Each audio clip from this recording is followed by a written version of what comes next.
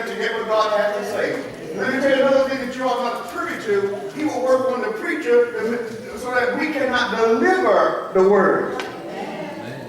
That's why I said for myself personally, I know that when problems arise and things come up in the body and things come up over here and things come up to distract you during the week, I know many times because the devil knows that God has sent a word. He sent that angel, that messenger, to come down and give a word, and the devil began to work on the preacher. Because he don't want him to deliver that word. Oh, saints of God, hey, there is a word from heaven on today. Come on, look. Say, God, I know you have a word. God, I know you have a word. Yes, there is a word. Turn your book if you can very quickly to the book of Hebrews. Oh, bless his name. And God's going to turn around, my friend. God's going to turn it around.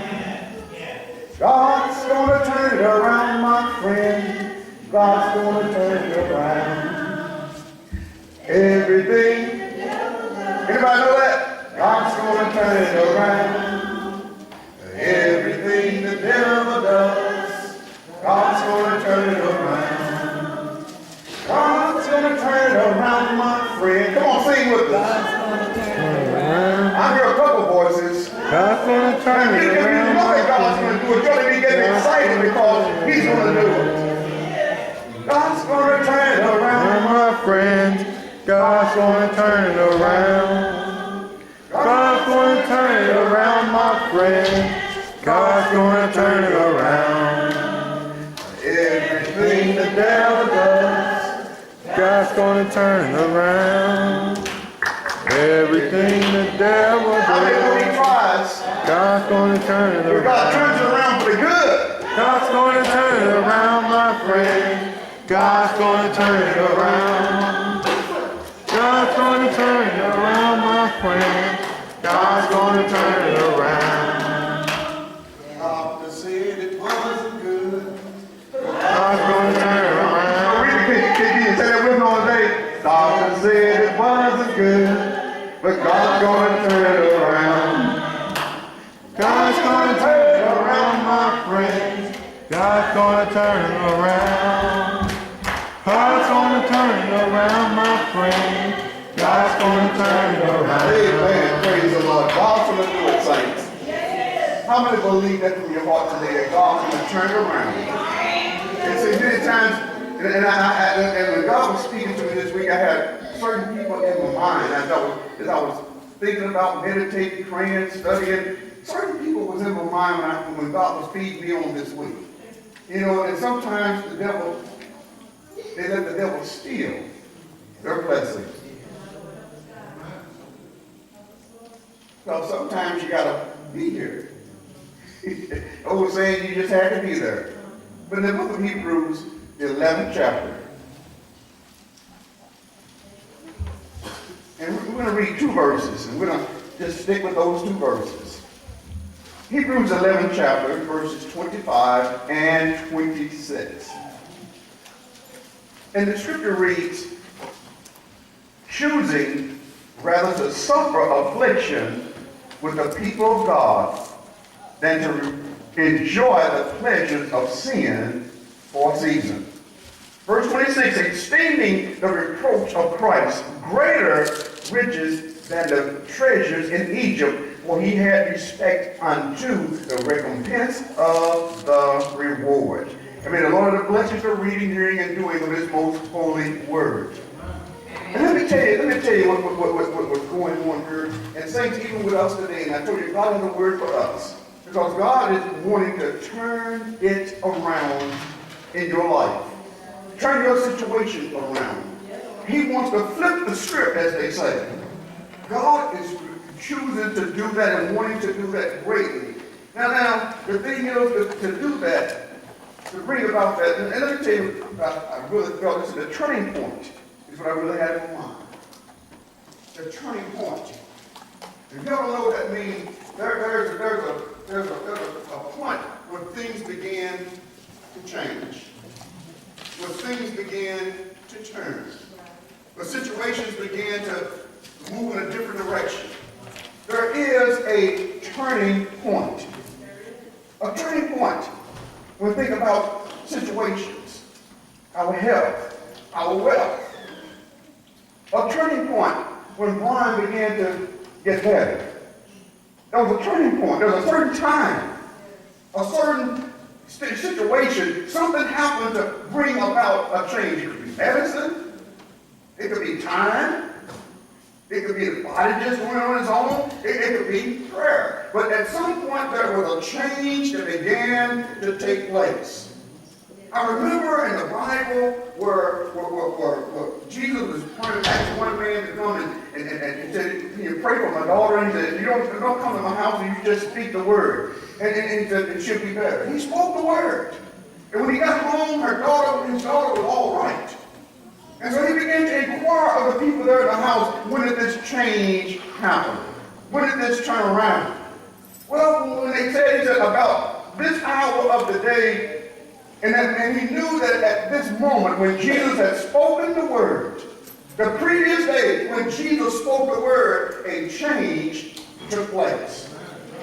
Saints of God, as I've been telling you for the last few months, that God has kept us here and staying here for some reason. But we don't have to stay where we are. Our condition doesn't have to remain the same. There can be a change in our life, in our situation, in our community, in our children's lives. A change can take place. But oh, saints of God, what we don't want to do is that we don't want to resign ourselves to this. We don't want to have a resignation and say, well, this is just the way it's going to be. I don't want to give up and say, oh, it's just going to be like this forever. I'm just going to accept the fact that I'm going to be broke, busted, and disgusted. I'm going to accept the fact that I'm not going to feel better. I'm going to accept the fact that my children are going to live this way, my wife, my husband are going to live this way. No, I don't have to accept that. I can do something about it because I know there is a turning point in every situation. There comes a time when a change takes place. Oh, bless his name. And the thing is that I want you to understand something. We don't sit back and fold our arms and sit down like this here and Lord. We stand up and we get bold and we realize this here that we can bring about a change. We can bring about that and make that turning point happen. It's in our hands to do it. I've been telling you things for a long time. We are co-laborers with the Lord. God knows what he wants to happen, but we have got to put something into this and we want to bring about a change. Hallelujah. Oh, bless his name. How many got hands that want to work on today? How many got a voice that says you want to speak with that voice on today? Oh, yes, I am going to make my change come. Bless his name. Bless his name. God has a blessing. God has things, has ministries, has callings, whatever it might be. God has it just for you. But it's never going to happen unless you put your hand in there and you make it happen. Oh, bless his name. But a change must happen. And many times, saints, the change comes, and we don't recognize when it's going to come. We don't recognize how it's going to come, because there are certain things that we must do when we start talking about the turning point. And also, the turning point is what leads you to the fulfillment of your vision. You may think about this and that and seem like nothing's happening. But at some point, at some time, things begin to turn and change, and you find yourself getting closer to your goals, closer to your vision.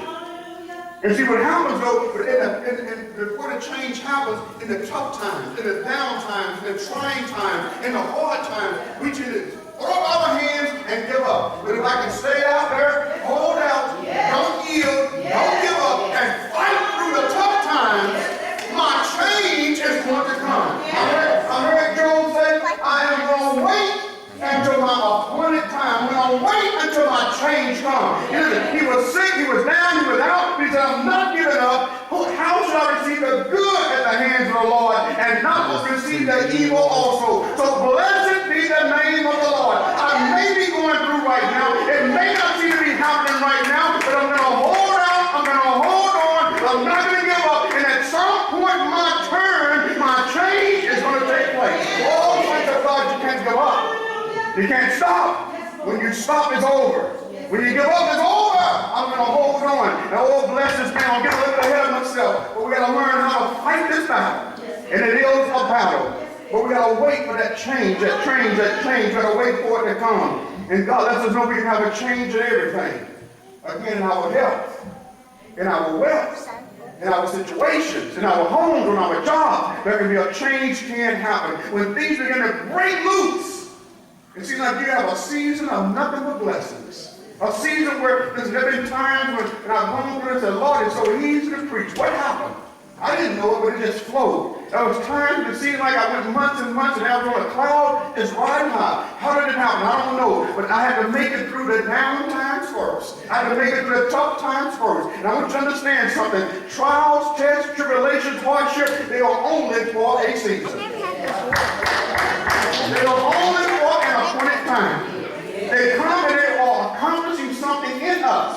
They are accomplishing something in us. David said, oh, hallelujah. David said this. He said, it was good that I was afflicted. It was good for me that I had to go through some hard times and some tough times. It's good that I had to go through the down times, go through the valley. It was good for me that I was afflicted. Because before I was afflicted, I went astray. But oh, thank God that after my affliction, something happened. Something happened. A change took place. Hallelujah. A change took place in the midst of my hardship. Let me tell you how a turning point. Let me tell you what's turning points today. Turning points happen all the time. Changes are taking place all the time. We read about them in the Bible. But there's constantly turning points in our lives. I remember when Jesus, there'd be a turning point that happens right here. And most of the time, the change that happens on the outside in your situation and everywhere else, it takes place right here first. A change of mentality, a change of thought processes, a change in the way you see things or perceive things. When that happens, it opens the door for everything else. Oh, bless his name. Sometimes we call it an epiphany. Anybody ever heard of that word, an epiphany?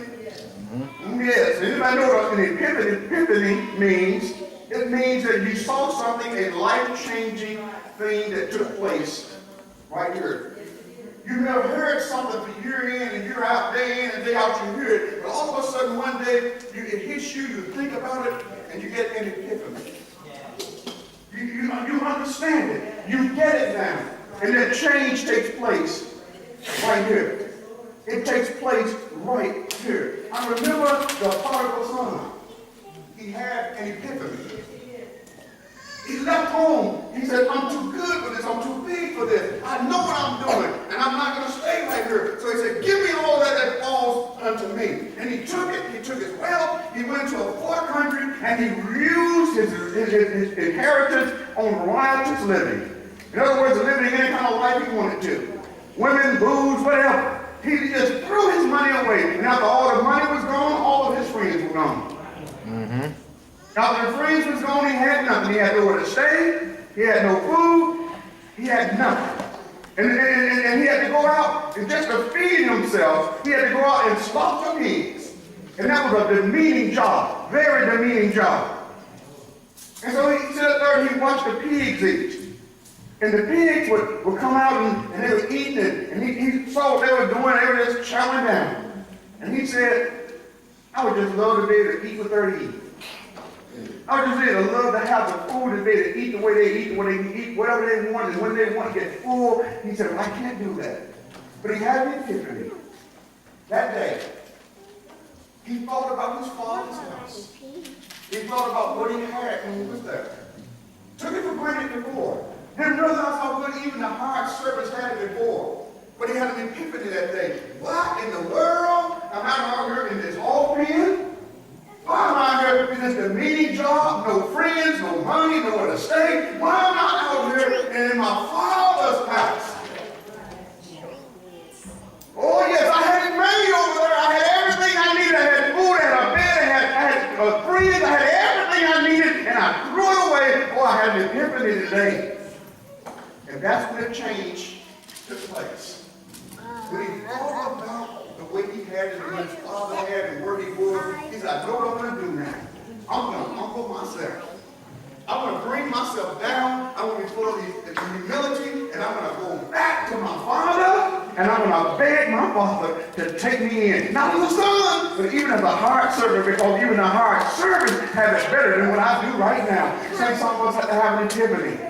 We have to realize that life is not meant to be lived the way I'm living. I don't have to live in the dungeon. I don't have to live in the muck and the mire. I can live a better life. All I need to do is go back to my Father. I need to come home and commit to my Father. And you know what? The things will begin to change. Oh, it's not about what I want, but it's about what God wants. Hallelujah. See, one thing I learned when I was studying on this week, and something God spoke to me. So some of us, we sit around and we wait we're just waiting around for God's next blessing upon us. Waiting for God to bless His next blessing to bless me, to do for me. But you know what? I found this here out. That when you really want to change to come in your life, it's not about what God can do for you, but it's what you can do for God. And when you're looking to do for God, that's when your change comes. That's when God begins to open doors, make ways, bless your soul, bless you in every way, because He has to bless you so you can be a blessing to someone else. It's a miserable life waiting, just sitting around waiting for the next blessing from God. But you know what? If God doesn't even bless me, I'm still going to bless Him.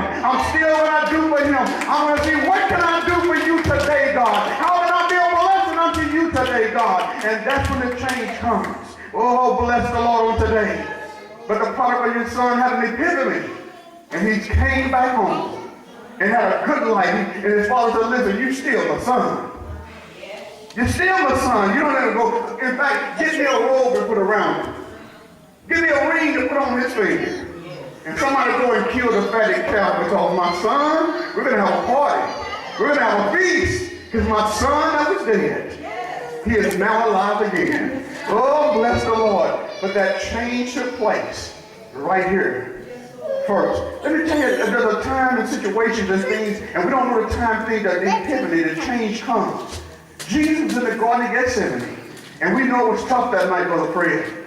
Oh, it was hard on him that night. And he was there because he knew that his time, mothers, he knew his time had come. He always knew from years back that this was lead, my life is leading to this point. But now that it was upon him, he found it was hard. And so what he did, he went in and said, can you all pray with me? But my soul is vexed. He went a little bit further in the garden and began to pray. And says, let me tell you something, this is the same way with us. Your change is not coming because you're not putting enough into it. What am I talking about? Jesus went into that garden that night and he prayed, Father, if it be possible, let this cup pass. See, and what do? Many times in our hardship and our trouble, we're trying to find a way out. Jesus gave us an example. Now, we haven't had to face anything like he was facing that night, but how many of us have beat honest with yourself? How many of you, a tough time comes, the first thing, the most important thing in your life is trying to find a way out? Let me raise my hand. You're looking for the best way, the quickest way out of this. But saints, let me tell you something. God wanted this thing to come upon us because he's making us, he's molding us, he is shaping us, he's developing us, through our afflictions, through our hardships. So we shouldn't be so quick to say, I want out of this, but Lord, help me to endure this. Help me to go through this, because going through it, I'm going to be made into what you would have me to be. So stop trying to get out of the frying pan and say, Lord, help me through this frying pan. Oh, bless the Lord. And so Jesus went into the garden that night and he prayed that prayer. Father, if it be possible, let this cup pass. But nevertheless, not my will, but thine will be done. And he didn't really mean it because it wasn't there. It just wasn't there. Just like we do. They say he wasn't feeling it. He went out and found the disciples. They were asleep. They had no, listen, saints, sometimes we got to understand that there's not going to be anyone that can understand what you're going through. Stop talking to people about it. Stop trying to throw it on them. Stop trying to get them to help you, because there's some things that God has for you and only you to go through. I had to understand this years ago, because I remember as a young saint in the Lord, every time I had to go through trouble, I had to find a pastor, I had to find a mother, I had to find somebody to talk to. And you know what? And I was young, I was a kid, so maybe that's what we children do.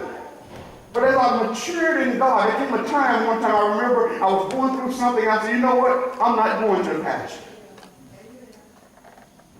And I'm not telling you all not to come to the pastor. You'll know when that time is right, when you can stand on your own. You'll know. Until then, you lean on the mothers, you lean on the pastor, you lean on the deacons, you lean on those people that you have confidence in, those that are praying. You lean on them. But there's going to come a time when we realize that it's just between me and God here. I don't need anyone else. I just need to get in touch with God. And I went through that moment in my life. But Jesus, he didn't have no friends, and his friends couldn't pray with him. He went back into the garden the second time. He said, can't y'all just pray with me 1 hour? And we just, sometimes we try to throw it on somebody else. All of our ails, all of our problems in life, we try to throw on somebody else. We try to find somebody else to blame for my situation. Saints, don't you know your change will never come until you own your own situation? Until you own up to where you are in life and where you are right now, you will never be able to go forward. You can't blame anybody else. The blame game doesn't work. It will never work, never has worked, it will never work. I listen nowadays and we blaming people for everything. Did you all know that racism didn't start when Donald Trump took over? Did you all know that we didn't start running deficits in this country when Barack Obama was elected? We were running deficits before that. Don't you know that we didn't have wars before George W. Bush took office? We had them before then. So every time things go on, we're going to blame the person for everything that's happening. And this has been happening for centuries now. And so we got to understand and stop looking for somebody to blame and start looking to take ownership of God. Hallelujah. And so Jesus couldn't blame the disciples for not praying with him because they couldn't understand. This was between you and your God. And Jesus went back into the garden the second time and he prayed the second time the same prayer. Father, if it be possible, let this cup pass. Nevertheless, not my will, but thine will be done. And he went back out to the disciples and they were asleep again. That's when that epiphany hit him. That's when it hit. That's when the change says, oh, yes, Sister Africa, that's when the change began to take place. So a nerve was struck with him that second time around. When he saw them fast asleep, he realized he left them alone. He just let them sleep. They don't understand. They don't know. And God, if it's going to happen, it's going to be between me and God. And so he went back into the garden the third time. He went back, and this time the Bible says he got down to business. Now, I didn't use those terms now. I want you to understand. The Bible says he prayed more earnestly. And he prayed so until sweat fell from his head and fell to the ground like great drops of blood. And he continued to pray. He prayed until the heavens were opened up, and angels descended from heaven and came down in the garden, and they ministered unto him. And I don't know how long he prayed. I don't even know the exact words because the Bible didn't tell us, but I do know he got down to business. He got out of himself. He began to focus on what I need to do while I would sit down here. He got out of his will and got into God's will. What is my real purpose? My purpose, this cause was I sent into the world. And he knew that, and he began to realize that in the garden that night, and he got on to business because the way I am right now, I can't fulfill my purpose. I can't walk into my goals. I will never fulfill the vision if I don't do something's going to have to happen because the way I am right now, it cannot be done. How many can admit today, the way you are right now, God can never use you?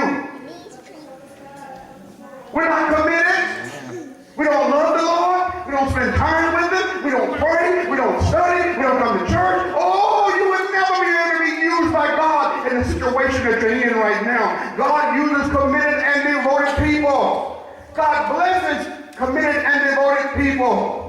I got quiet on me right there. Man. But this is what God is calling for. We're blowing the dust off our Bibles on Sunday morning. God can't use you. We're down to pray one time a week or one time a month. Oh no, God can't use you. You're waiting for a change to come in your life. You're waiting for the situation to get better. You're waiting on healing. You're waiting on blessings. You're waiting on wealth. You're waiting on all. It's never going to happen if you just give God a sometimes prayer or sometimes part of me. But God is looking for the commitment. And when you commit to God, when you commit to him, things are going to change. I'm not telling you what I think on today. I'm telling you what I know. Things will turn when you commit unto the Lord. Hallelujah. Oh, bless his name. Bless his name. And it starts right here. It starts right here. A change in epiphany. Our situations change. Our jobs change. And sometimes just acknowledging who we are. Job, when he was in the situation he was in, he said, I'm going to wait till my change comes, but it wasn't happening. And it wasn't happening fast. But he began to blame God. He began to point fingers. So he began to point fingers at God and say, God, you did this. You did it. It's all you. He said, it's better for me that I just never have been born. He got to a point where he was angry with God. Oh, but saints of God, there was a change that took place. There was a time when everything turned around, Brother Fred, Brother Willie. Everything began to turn around for Job, but it took going through some things. It took learning some things, understanding some things before it began to take place. Job, when he began to talk to the Lord and he was angry, God, I've done everything I'm supposed to do. Why you let this happen to me? Oh, but you know how we do it. We want to blame God. But you know what? Why me? I heard somebody say one time, why not you?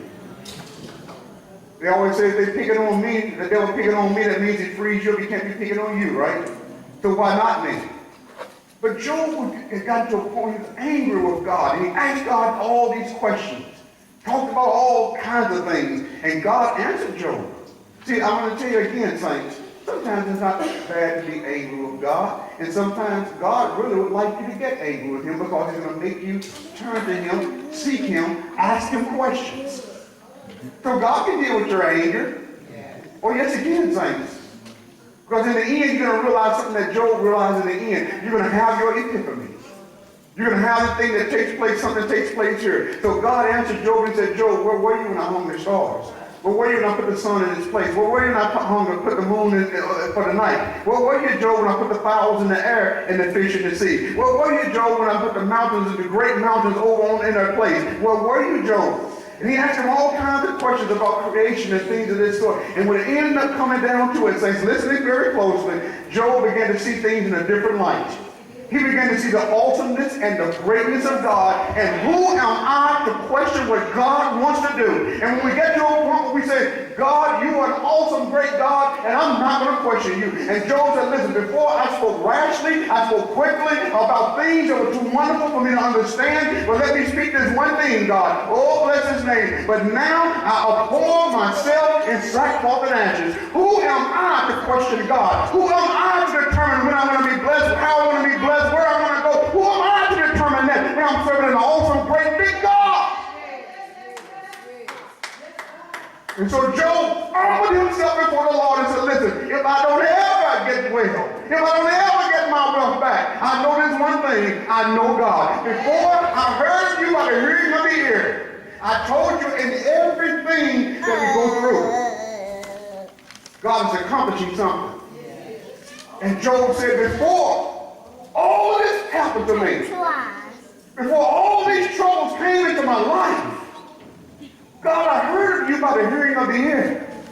I just took people's words for it. I didn't study. I didn't go to church. I didn't meditate. I didn't pray. I didn't do any of those things. But God, I trusted. I had my mom and daddy's salvation. I had my sister and brother's salvation. Oh, yes, I had my friend's salvation. But now after I've gone through this, I don't have to hear about you from anybody else anymore. But my eye sees you. I know you for myself. A turning point, saints. The turning point, when he began to recognize it in his mind, he spoke to God freely now. He understood things he didn't understand before. And look what happened. The turning point took place. God turned Job's captivity. He turned it around. He had more money. He had more cattle than he had before. He had 10 more children, and those 3 daughters of those 10 were the most beautiful women in the land. You're not going to tell me that God can't turn it around, but it turns because we make it happen. It's in our hands to make our change, to bring about our change. As long as we sit back and grumble and complain, as long as we do that, we're never going to see a change. But it's only going to be like it is from here on. Oh, bless the Lord. As long as we sit back and do nothing, we're never going to see that turning point take place in our life, that change. Let me tell you something. A turning point also comes, we talk about a crossroads. I'm here. I got 3 directions that I can go in. I got to make a choice. I can look down the road there, and I can see way down the road. But I also see there's trouble in the road down there. So I will go, and I look over here. I look over there, the great mountains, hardship. So I turn around, and I go over here. Oh yes, flat, clear, straight ground, no trouble, no water, nothing in the way. I'm going to choose that road. Well, what's happening? I'm taking the easy way. What's usually down the easy way? Nothing. Destruction. The devil gonna show you everything the easy way, but we gotta hear from the Lord. We gotta let it take place. We gotta see and say, now I'm here. I'm determined to walk with the Lord.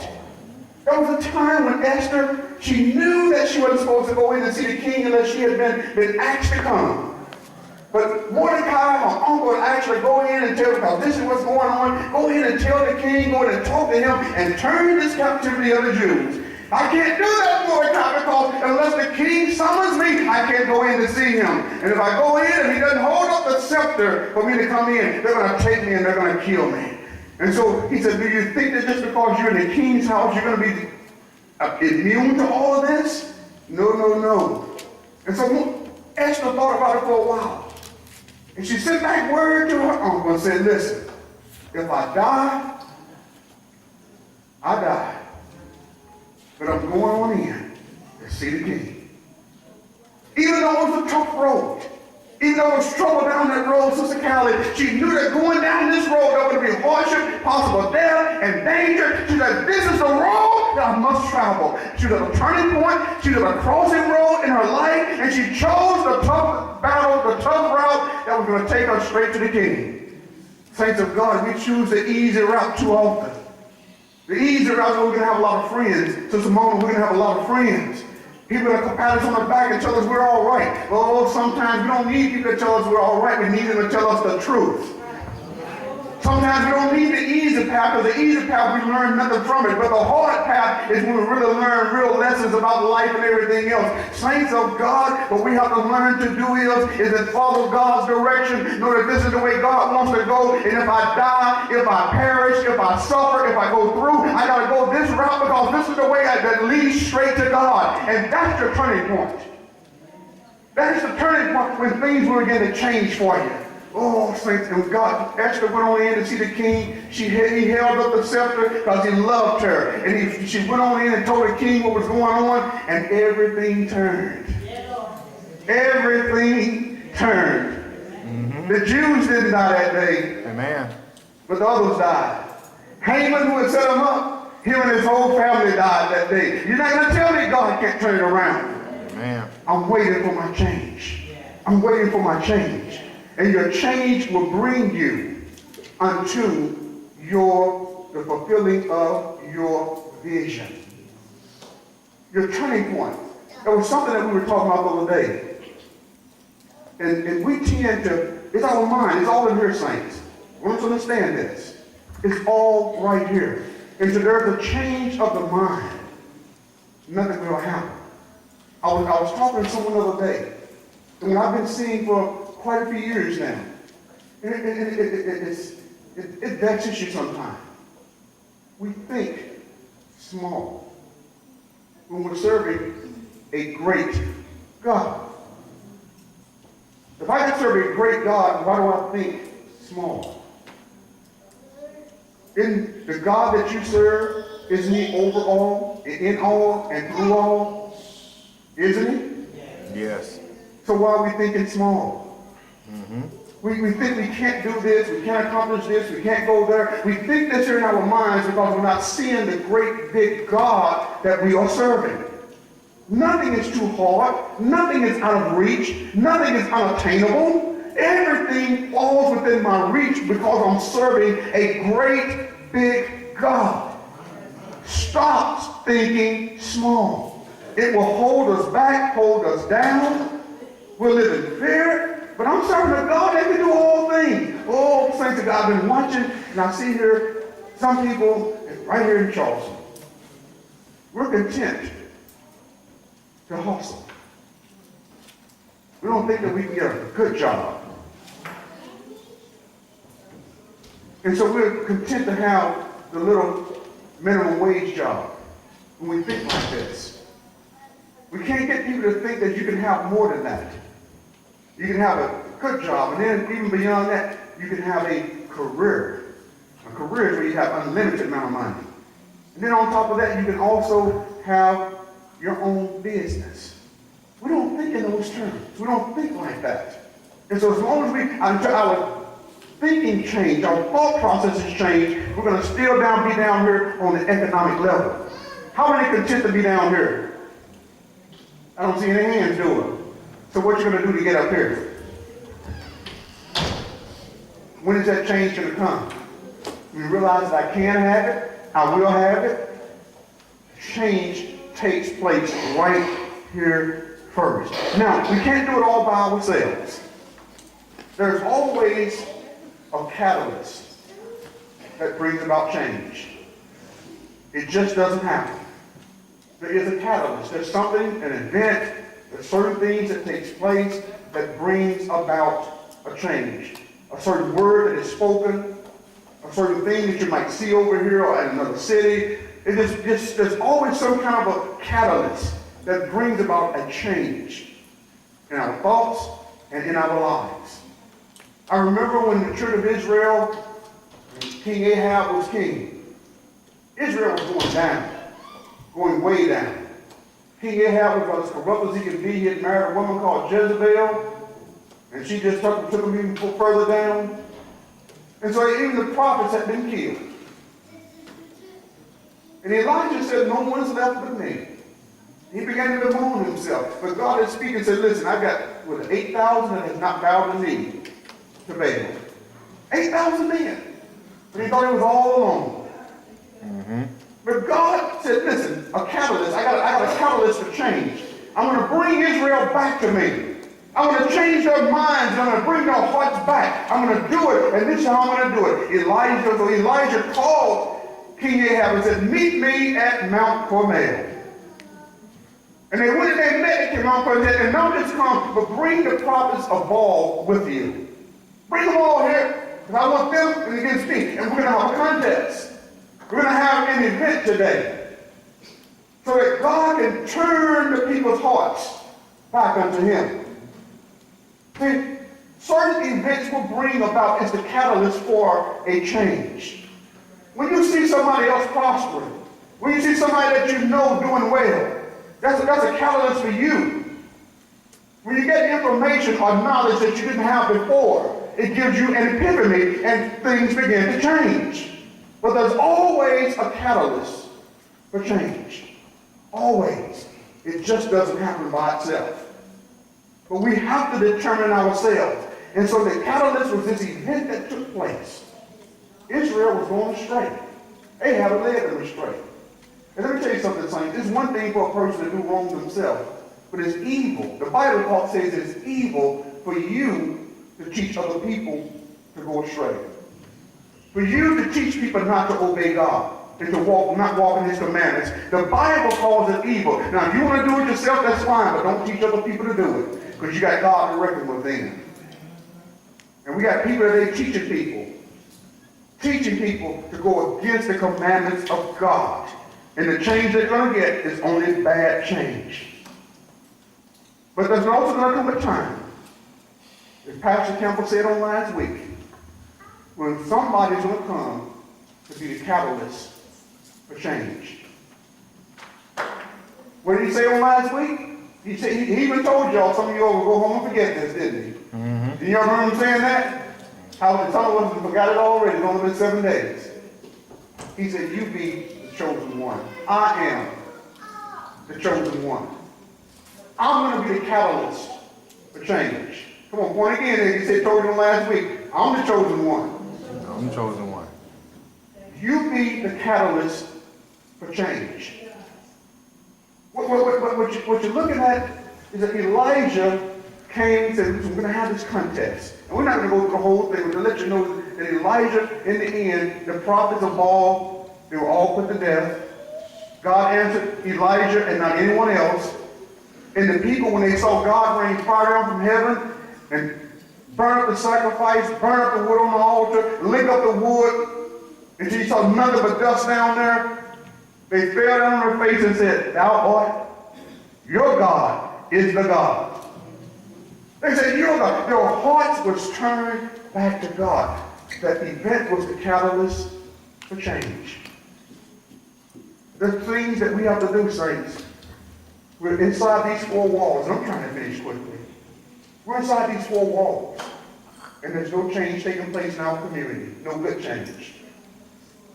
I remember for the last 20-some years, I've been asking for the choirs, different choir members from the churches to come together and have an outdoor revival, outdoor singing, musicals, let's take the church to them. And for 20 years, we just haven't had the call. Individual people will do this and that, but as a whole, we have never done it. And we know that we can be the catalyst for change. And we decide to leave outside the four walls and go out there to them. Let's be the catalyst. Let's be the chosen ones. Let's be the ones to help bring about the change. Now, very quickly, Hebrews 11:26, 25. Moses had to do something to bring about the fulfilling of the vision. Now, you know Moses' vision was for the children of Israel to be free. Moses was zealous, but Moses had to make a choice. He had to make some choices here. He had to make some commitments here. Now, three things I want to give you here before we close out. It said, first of all, Moses regarded this grace for the sake of God of greater value than the treasures of Egypt.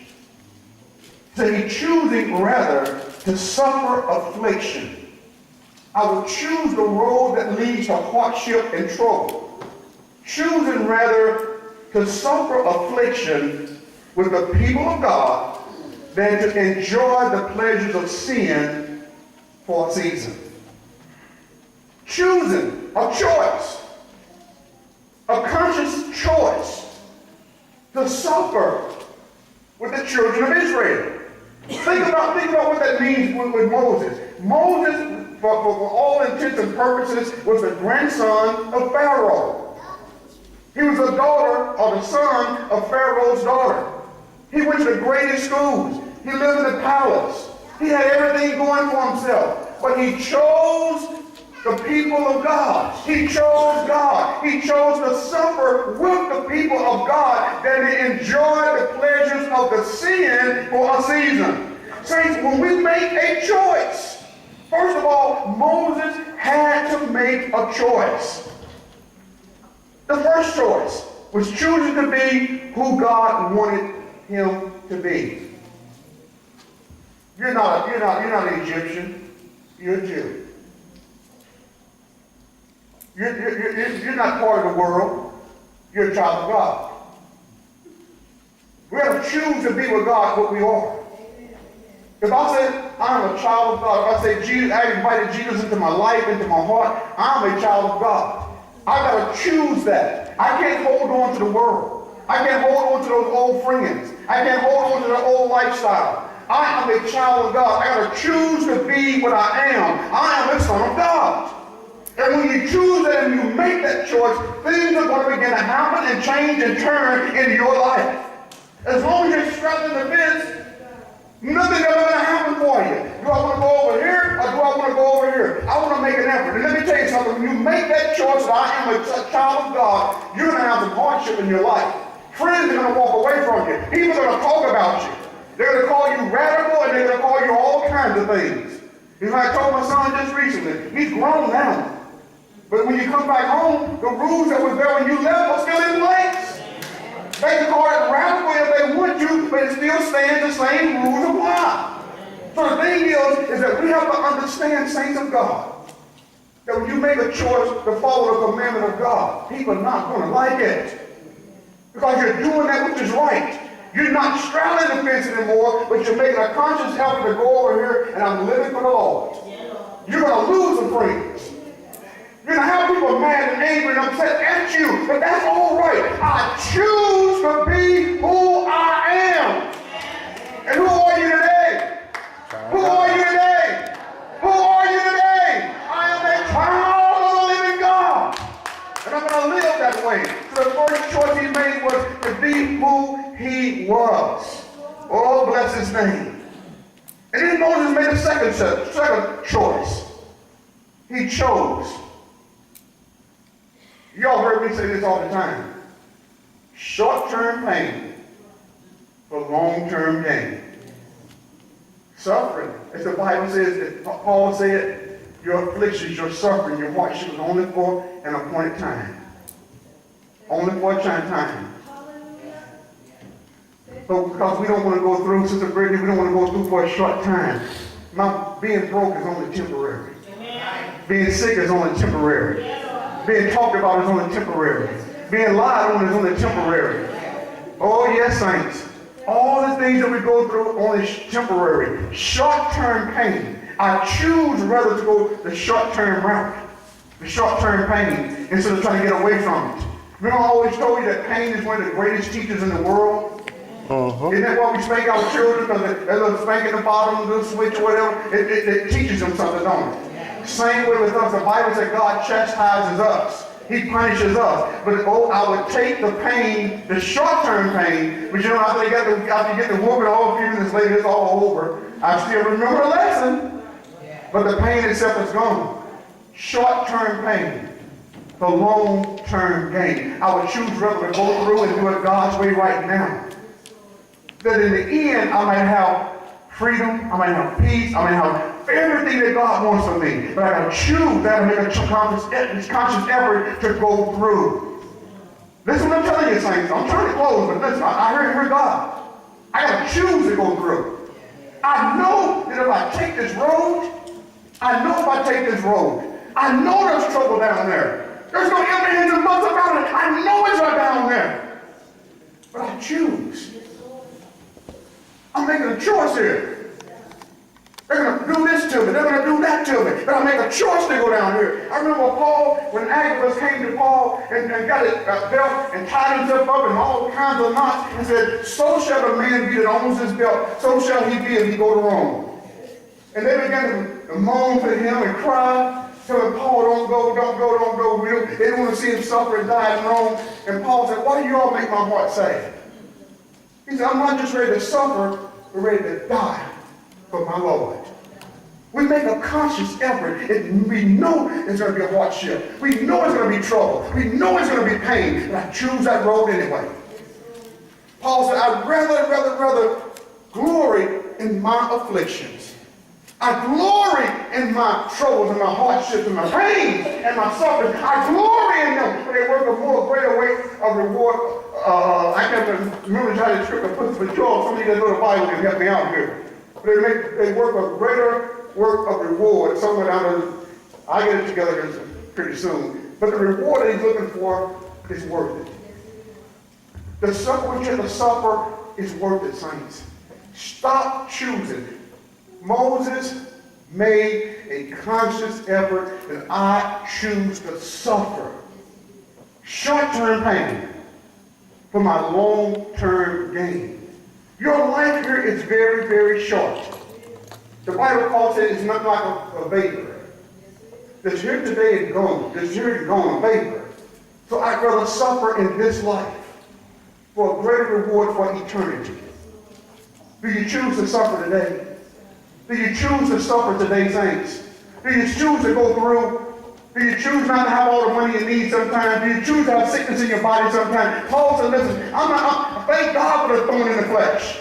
Do you choose to have sickness and hardship and hurt and pain sometimes? Yes, I do, saints. It's not pleasurable. I don't like it. But I know in the end what it's doing for me. It's preparing me for heaven. It's preparing for me to meet God and see his face in peace. It's preparing me for something. So yes, I would take suffering today. I would take hardship today. I would take not living in a mansion down here. I would take driving old Duesenberg around. I would take people talking about me and lying with me. And in the end, I know I'm being prepared for heaven. I choose God. I choose God. So Moses made a conscious effort to choose to suffer for the Lord. Then the third thing that Moses did, then I call it a life-changing resolution. He chose God's values and not the world's. He chose God's values and not the world. And you know what, saints? And that's why God was able to use him. It don't matter. It don't matter if I don't have the wealth of this world. It don't matter if I don't able to be able to go and do everything everybody else is doing. It don't matter. The only thing matters is I want to live the life that God wants me to live. That's when I begin to see my vision get closer to me. The vision that God has given, it gets closer to me. And let me tell you one of the reasons that God has us to do this. The Bible says after that you have delighted yourself in the Lord, he will give you the desires of your heart. Mm-hmm. Let me tell you why some of us, our desires are so messed up and God's not doing anything for us. It's because we haven't delighted ourselves in him. And there's a reason why you have to delight yourself in God first. Because while you are delighting yourself in God, while you are seeking him, praying, coming to church, shouting, dancing, studying, doing all the things you're doing, while you're doing that, God is making and molding your heart. Yes. You're being made by God while you're drawing close to him. See, one of the things I've noticed is too many people, our lives are about ourselves. Everything's about us. I see the church too often, in the church world way too often now. Everything is about us. It's about me. I have to be the front person. I have to be in the limelight. I'm the only smart person. I'm the only wise person. To the extent many times you don't understand, even the pastor, even when I know God is speaking to me, people come and telling me this and telling me that. I just shrug it off. Because I know what God has said to me. But many times when people tell you things, they want you to do this, want you to do that, it's about them. Yes. Oh yes. Let me digress for a moment. A lot of things I don't tell you all. I remember when we moved into the church. You know how women, you all like to decorate, right? You all know what's best on how this looks and how that looks and everything else. I was sharing with Brother Otis. He had a bad habit of going there and talking to the pastor. He smiles right there. You know what I'm talking about. Throwing me under the bus all the time, as he called it. But I remember the day that we began to move in, saints. I had a hard day at work.